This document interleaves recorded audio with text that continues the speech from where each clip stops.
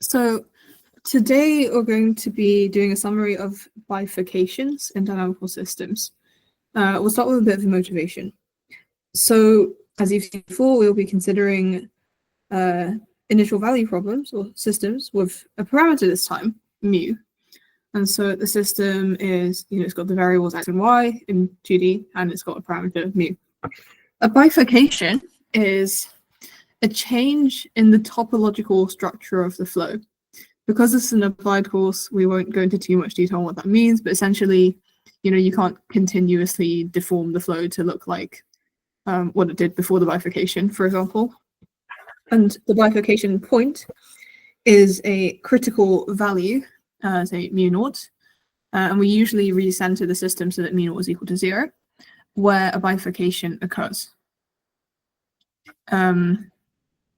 Yeah, I guess that's not much of a motivation as it is an introduction to what we're doing. Yeah, so we'll first look at bifurcation diagrams and phase portraits in 2D. We'll illustrate this with an example. So let's say we have this system that, we're treating x and y as the variables here, the spatial coordinates, treating mu as a parameter that, we'll only sketch the system kind of for a fixed value of mu. So first, the center manifold, which we'll discuss formally later. Essentially, it's a subset of the plane where that system quickly relaxes to, So you'll have movement and slow movement of the dynamics in the system. And we want to find out kind of where the dynamics go very along that set, what happens to the dynamics. We'll look at an image later to make it more clear. So in this case, y dot does not involve mu. So we can safely do y dot is equal to 0 if and only if y is equal to x squared. So this is the line along which the system goes to very quickly. Now we want to find the motion along this center manifold. In fact, I don't know why I called it a center manifold. I think it's it's not really a center manifold, strictly speaking. It could be, it's not actually. Yeah.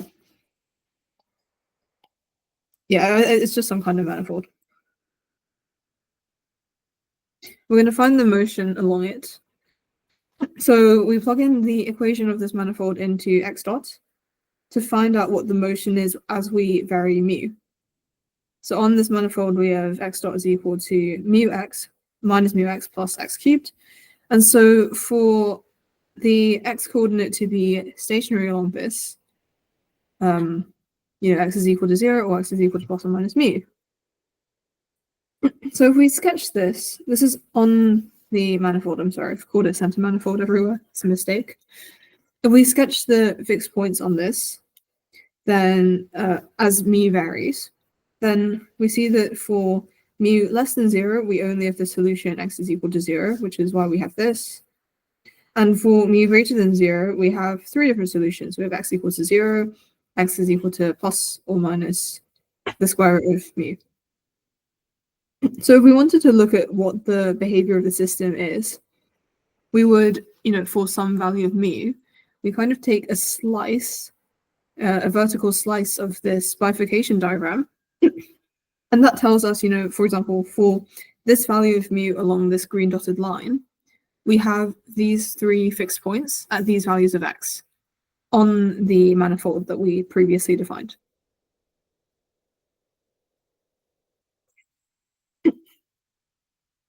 I'll just quickly go to this picture to explain what's happening a bit. So, yeah, let's just call this y is equal to x squared. So along y equals x squared, right? We said that this is the line that the system initially relaxes to quickly. So we've drawn in this line, and on this line, y dot is equal to 0. So we only have horizontal movement along this line, basically. And so when we are not on the line, we're going to go quickly to the line, y is equal to x squared. And along the line, we have some fixed points. So this would be these 3 fixed points here that are on this manifold. And when we get to the line, or when we get close to the line, we're going to be then following the x dot behavior. Does that make any sense? I guess so, because there's no y dot behavior to look at. Yeah, exactly. Yeah, so we find the motion, we sketch the FPs, this is a bifurcation diagram, and then we're going to find the stability of the FPs. It's very simple, actually. We can do this by testing the value of x dot at some useful point, and then we apply continuity arguments. So, for instance, I might look at a point, say, here. So this might be the point -1, 1. And I want to find out what x dot is doing here. So we're going to find, by plugging in the values into this equation, that x dot is greater than 0, which means we're going in the upward direction, hence this arrow that tells us that we're moving away from this fixed point here. Yeah, and basically on a bifurcation diagram, we'll either have that something is unstable or stable. So if we're going away on this in this direction, on the other side of the fixed point, we're also moving away from it. So we draw those 2 lines in first, and basically by applying continuity arguments, what I mean is if we follow along here, nothing should happen to the stability. So if I'm in this region here bounded by these 2 lines, then I'm still going to be moving away. And if I cross this line, I'm going to be moving in the other direction. Basically, whenever you cross the direction, the arrow switches across any fixed points, and the arrow stays the same direction. Okay, so could you remind me exactly what the blue dotted lines, like where they came from, like what that's a plot of? Oh, so yeah, they're from the values of x that make x equal to 0. Yeah. Yeah. Okay. So yeah, don't think of this as like a line of fixed points, because if you were to do this in xy plane, it kind of would look like a line of. But remember that this is mu. So for each value of mu that you can have here, you have like a different system, right? Yeah. And so these lines are just fixed points for different values of mu. Yeah. Yeah, and we use dotted lines to represent unstable fixed points and solid lines to represent stable fixed points. Okay. Yeah, you. So if I cross any line at all, like if I cross a dotted or a solid, yes. So if I cross a solid line, does that change the stability? Okay, you shouldn't think of it in that way. You should think we start with this diagram here. This would be our like sketch. And then in order to decide whether the lines are solid or dotted, we test a point, we draw on the arrows, and after we've drawn the arrows, if the arrows are going away from the line, then that line is dotted. If the arrows are going towards the line is stable. So we only assign the stability of the lines after we've drawn this, then we test one point, then we draw on all of the arrows based on continuity arguments. Then we can assign the stability of the fixed. Yeah, okay. Now to sketch the phase, we'll come back to this again. Yeah, it's literally you draw in the kind of the invariant line that's invariant in the y dot direction. Sorry, that's not very well explained. You draw the line where y dot is equal to 0, which in this case is y equals x squared. Then we know that when we're not on this line, we're going to relax quickly to it. So we're drawing in all of these. We can also find that x is equal to 0 is in fact something called the stable center manifold. So in other words, if we're on the line x is equal to 0, we're just going to move into the fixed point along this line. And yeah, after we've done that, it's just a matter of plotting in the FPs, and based on the stabilities that we found, as we get attracted to y is equal to x squared, we're either going to go toward phi or away from it. And so that's how you fill in all of the lines.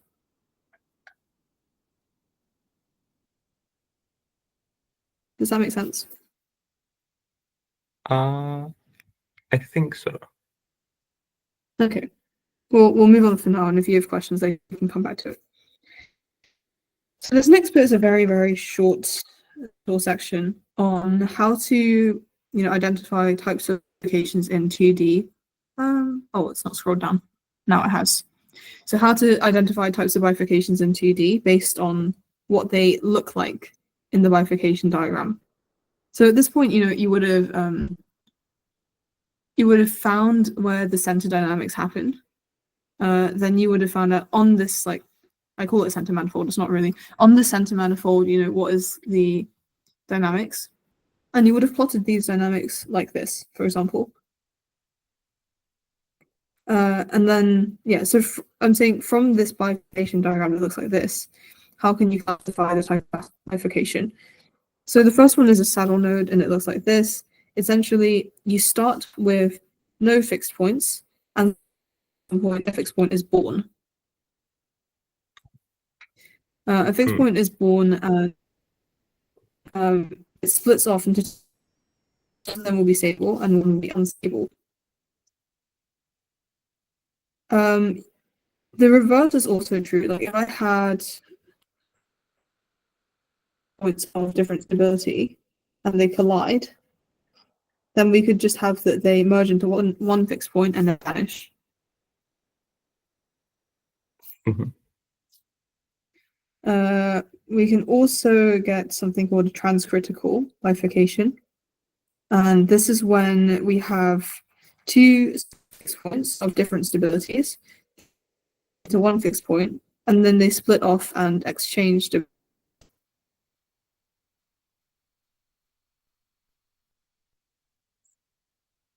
The last one is, which is what we saw just now. We start with a stable fixed point. At the critical value, it splits into two outer, one unstable point. Or you could say that the stable fixed point becomes unstable and it emits two stable fixed points. Similarly, we have, that was a supercritical pitchfork, which basically means, well, the envelope of it is stable. A subcritical pitchfork is when the envelope is unstable. And so, we start with unstable, turns into a stable point, and it also gives rise to two unstable fixed points surrounding it. Okay, so this is all in the x, right? Yeah, the mu x plane. Okay. Or it could be in the mu y plane. It depends on where like you're looking at the dynamics. Yeah. They might not always look this nice, but essentially it's just, if it exchanges stability, it's transcritical. If you suddenly get two fixed points out of nowhere, it's a saddle node. And if it looks like a trident, it's a pitchfork. 3, center manifold. So we're going to now rigorously, well, not that rigorously, we're going to define the linear, stable, unstable, and center subspaces. And these are the eigenspaces spanned by eigenvectors of the linear system, which have eigenvalues less than 0, greater than 0, and equal to 0, respectively. So, less than 0, it's stable. If it's greater than 0, it's unstable. And if it's equal to 0, we're not going anywhere. So it's something called the center subspace. So we'll look at kind of a general, not an example, just like what it would look like. So we would write out the full system as, in matrix form, with this A thing being a matrix, representing the linear terms of the system. And then we have the addition of nonlinear terms, which we will ignore. The eigenvalues that we want to find are the eigenvalues of A, and the associated eigenvectors. If the eigenvector has, for example, one negative, then that eigenvector will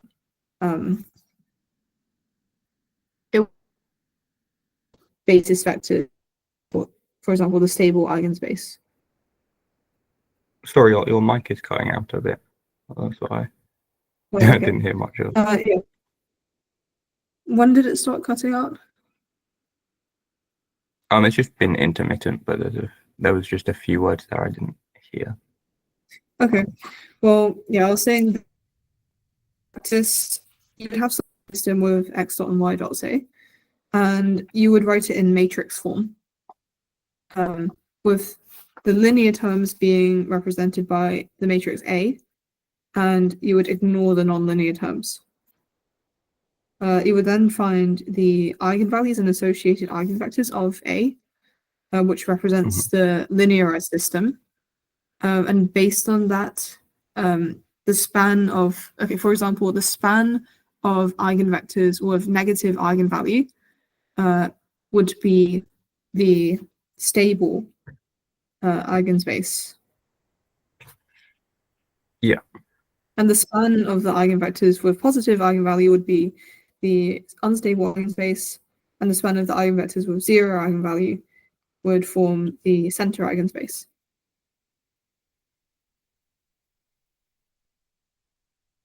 Okay. Was that clearer? Yeah, okay. To the center manifold, it's quite really, it just, if you have a non-hyperbolic fixed point at the origin, without loss of generality, we can recenter the system. Then there exist WS, the stable, unstable, and center manifolds, and they have these properties. One, they have the same dimensions as the stable, unstable eigenspaces to these eigenspaces, respectively. And three, they're invariant. So if you are on if you're on these manifolds, then you will stay on the manifolds. So, for example, here we can see that the eigenspaces, right? These are very, very local approximations of the behavior because we're looking at only the linearized system. The manifolds, on the other hand, they're going to show us what happens, like, further away from zero. Still not very far away, but a bit further away. And so, because the eigenspaces are like a zoomed-in version, obviously they should be tangent, right, at the origin. Yeah, and they're just invariant by definition because that's what we want. We want to find out like what the behavior is along these, so they should be invariant. So we had some technical difficulties, which is why the video's been cut. We'll resume now from the procedure for finding local approximations to the manifolds.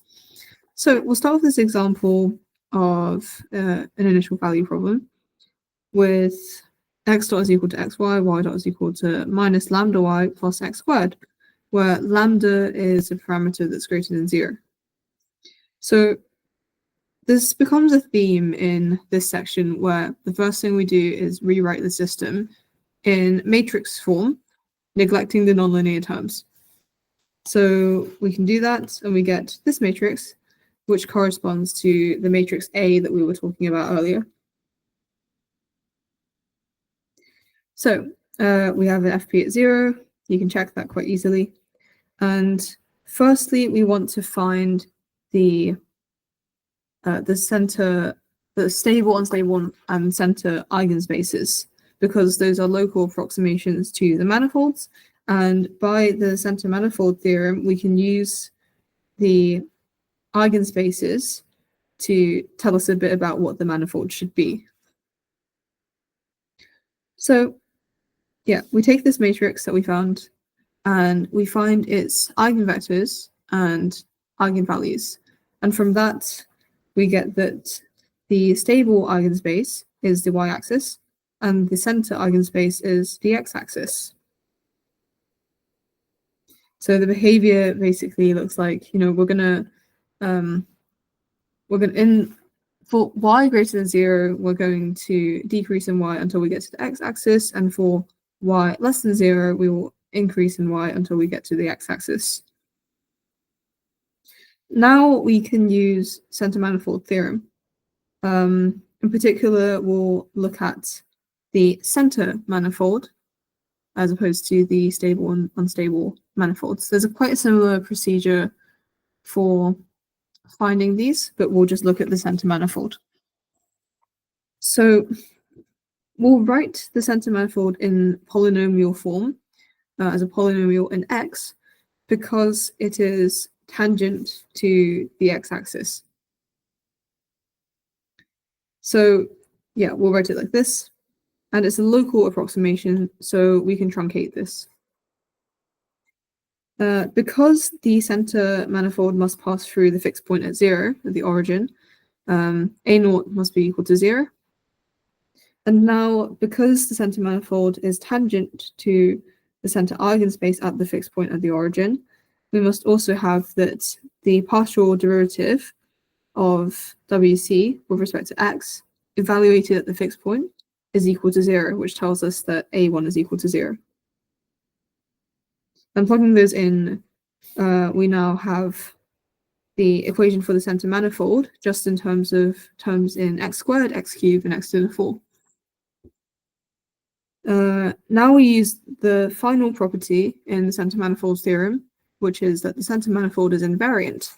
So that means that, along the center manifold, we're going to stay on the center manifold for all time. So we have y is equal to WC, and we can take the time derivative and then, substitute in the known expressions for y dot, x dot, and WC primed with respect to x.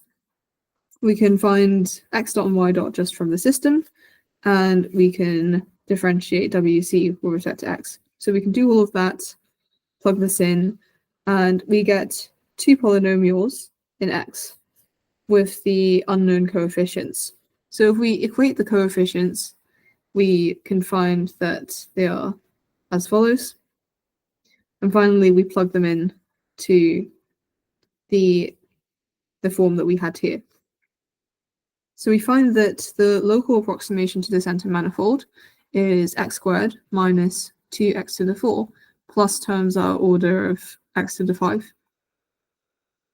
Yeah, and so I guess something cool about this is that this x squared term is something we could have found just by, neglecting this parameter term here. Because no. What was I saying?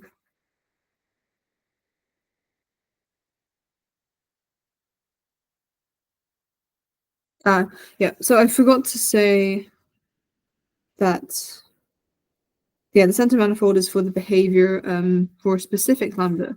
So we're going to choose lambda is equal to 1 in this case. Sorry. Yeah, so with lambda equal to 1, if we just looked at the y dot behavior and when y dot is equal to 0, then we would have that y dot is equal to 0 at y is equal to x squared. And so that actually gives us the leading order approximation of the center manifold, which is this x squared term here. So now that we've done all the calculations, we've basically found the first correction to this approximation, which is minus 2x to the 4. Yeah, and we do a very similar thing to find the stable manifold or the unstable manifold. It's just a matter of using the properties and then equating coefficients. Is that okay? Yes. Okay, great. So now we're going to extend this idea to the extended center manifold. We'll draw a comparison first between what these two things are. So the center manifold finds the behavior for a fixed mu or a fixed lambda. And so we get a 2D picture of the dynamics in the xy plane. The extended center manifold is slightly different. Instead of choosing a specific value of the parameter, we're actually going to vary the parameter and see a bigger picture, a 3D picture of what happens to the system with different values of the parameter. So we want to extend the CM for all values of the parameter, hence the name extended center manifold.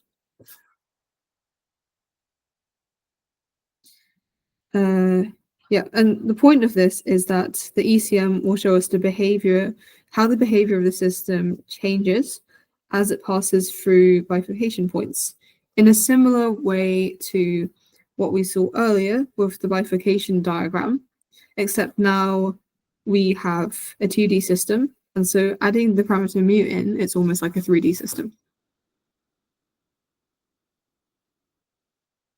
So we're going to look at the procedure for finding the ECM. The cool thing is that we'll actually treat the system, although it's in 2D, we're going to treat it as a 3D system with mu as a variable instead of a parameter. So we'll rewrite the system. This is the same system as before. We'll rewrite it, but with this extra variable mu, and clearly mu not is equal to 0 because mu is fixed. Now we're going to write down the linear system in matrix form, as we did before, and we end up with this matrix A. We're going to find the center eigenspace of A, which will tell us the local, the very near zero approximation of the center manifold. So in this case, we find that the center eigenspace is simply the plane y equals 0. From this, we know that the extended center manifold must be of the form y is equal to h, which is a function of x and mu, which we can then write as, a mixed polynomial in x and mu, with just the coefficients written so that, it tells us what the power is of x and what the power is of mu. So for example, a11 for x to the 1 and mu to the 1. Yeah, and this is a convenient form because the center eigenspace is this plane. So the dynamics are going to be, approximately on this plane, but with corrections. Now we'll use center manifold theorem. So firstly, we know that the ECM must pass through the fixed point, which gives us a00 is equal to 0. Secondly, we have its tangent to the center eigenspace.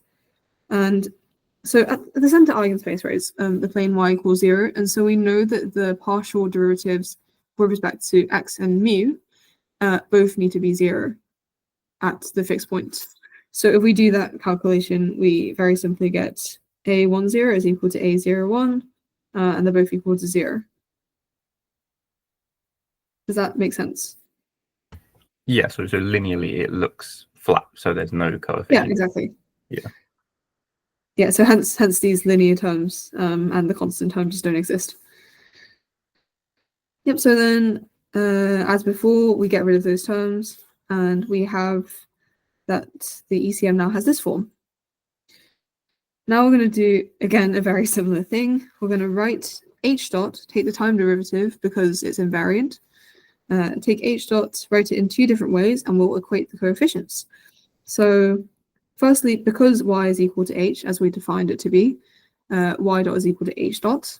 And secondly, h dot is also equal to this by the chain rule. Sorry, this is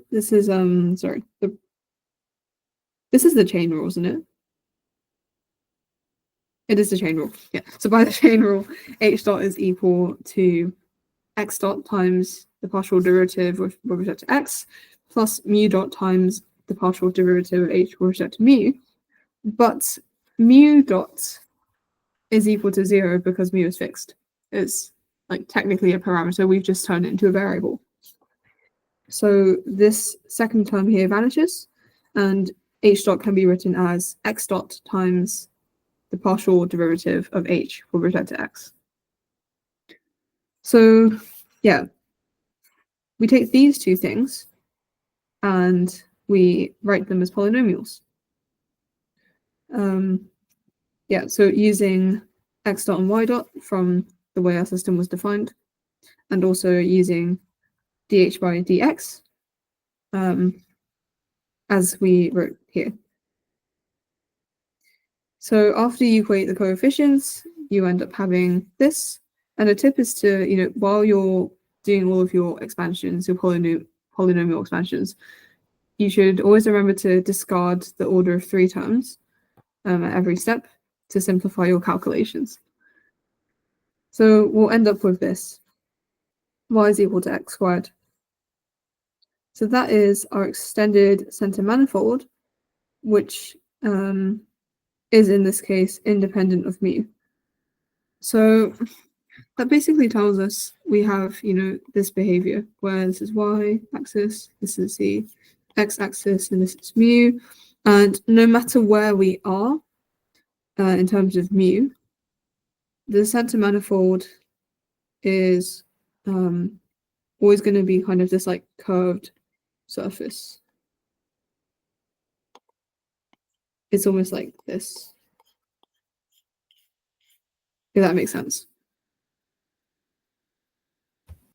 Yeah. So in this case, does this, or is this related to bifurcation analysis? Yes, it will be in a second when we find the equation of motion along the center manifold. I'm just going to try and draw this better so it looks more like what I want it to look like. Yeah, so it's kind of like this surface. Yeah, that's what it looks like. And yeah, so the way we classify the bifurcations is we need to find the equation of motion along the ECM. So if I relate this back to what we were doing earlier, at the moment we have found this manifold basically, like we're literally at step 1. We found out the center manifold, and now we want to find out what happens along the manifold. In other words, we're going to look for whether we go away from it or towards it, and we're going to look for how we travel along it. Yeah, in other words, we found this curve here, and we want to find out, what happens along the curve. So that's the stage we're at in the 3D case. So we want to say, for example, if I'm like at this point, where am I going to go?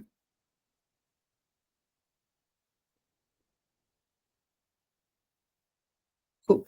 So yeah, to find the equation of motion, we take the equation of the extended center manifold, and we plug it into x dot in this case, because our ECM is y equal to something. And so if we plug this into x dot, we can eliminate y. And so we'll find the x behavior on the ECM. So yeah, we have this expression for x dot. We plug in our ECM, and we get this. So it basically says, yeah, on the ECM, this is the x dynamics. And so at this point, we can draw a bifurcation diagram as we did before. We can rewrite this as x plus root mu, x minus root mu, which will give us this, which is a pitchfork. Does this make sense from before? Oh, sorry, let's see that one more time, just the same thing. The same thing. I'll just explain it again. So, yeah, you understand how we got to the equation of motion, right? Yeah, so we've plugged in the polynomial approximation for y. Yeah, exactly. So from this equation of motion, to find fixed points in the x direction, we want to set x dot equal to 0. Yeah. And so when x naught is equal to 0, we have this is equal to 0. Yeah.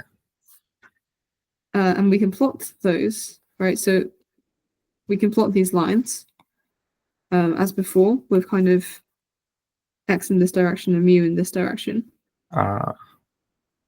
which will give us, minus mu x plus x cubed. That's exactly what we had before, I believe. Yeah. So this is exactly the same thing as we had before, except that now it's describing motion along like a 2D manifold instead of a 1D manifold.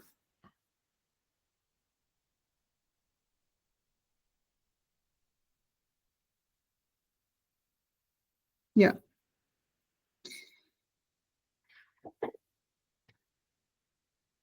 So yeah, I mean the only thing this tells us is basically if I started at some point here, like how am I gonna move in the x direction? So I'm like this. And from here it basically says that x equals 0 is the fixed point, x is equal to root mu is a fixed point, and x is equal to minus root mu is a fixed point. In fact, this is unstable, and these are stable. So we kind of have behavior like this.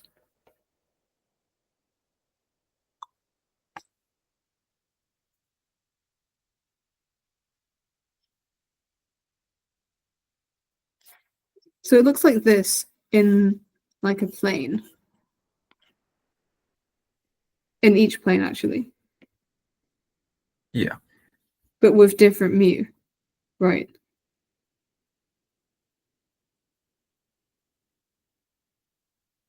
Because we're moving, as we take different values of mu, we get a different picture. And this is what it's telling us, basically. So actually, when x is negative, in one plane, one of the planes where x is negative, there'd be only one fixed point. Can we see that on the 3D diagram? Yeah. So when x is negative, hold on. Do you mean when mu is negative? Oh, right. Yeah. Sorry, I was looking at the 2D diagram. I got the axes. Yeah, so here when mu is negative, we have this. So we would only. I really regret drawing this like this now. Because I've technically drawn it in the wrong place. Okay, let's try and do a better drawing. So for mu negative, right, we're saying we only have one stable fixed point at x equals to 0. Yeah. So it's kind of like this, and the dynamics go like that. Yeah, okay. And that happens until we get to 0. And then after 0, let's say we have like this, we get 3 different fixed points. Yes. And these two are stable, and the middle one's unstable. Well, it's kind of like, it goes like this first. Like, it goes downwards into the center manifold, and then it goes across. Right. Right. Okay. And then for mu greater than 0, again, we're going to go like onto the manifold first.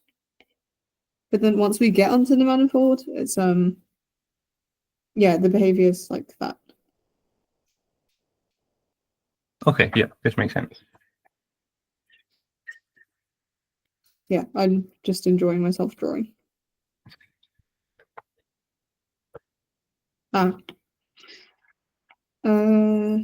Yeah, so sort of like this. So it's just saying that like when we go through the bifurcation point at 0, the system's behavior changes topologically. And I mean, although this is quite chaotic, you can kind of see what I'm talking about. Yeah.